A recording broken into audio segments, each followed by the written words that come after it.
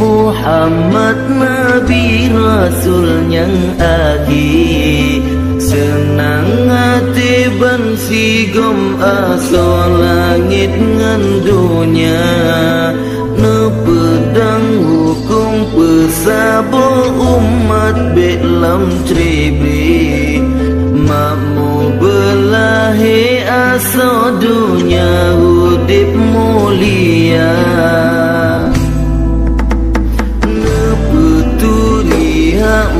Akhlak masuk bumonyo, jika bubek tau ujuk beria bet dalam jiwa. Al-Quran hadis kena menemat bertanyo, bebengenang gro ulama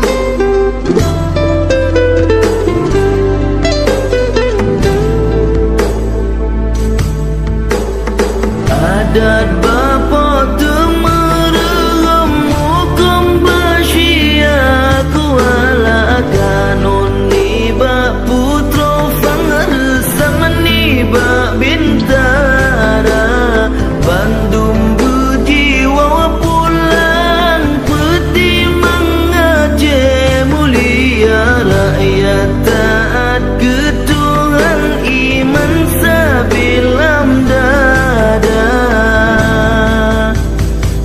Si mata urap semelodonya, berdahai asonang dosa tadiangnya ulama, martabat manyang berdiri wang kenolam nanggro, metua bumo Aceh mewa lagi nyangka.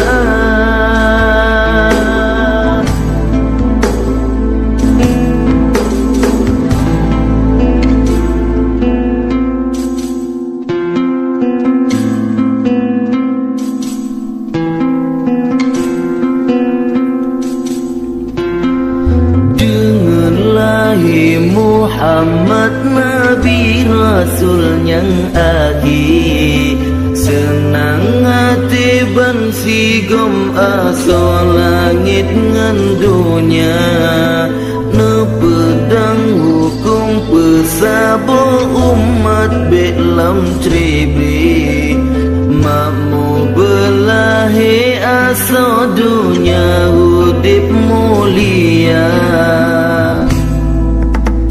Ne peturi hak akhlak masuk bumonyo, jika bubek tau ujuk beria bet dalam jiwa.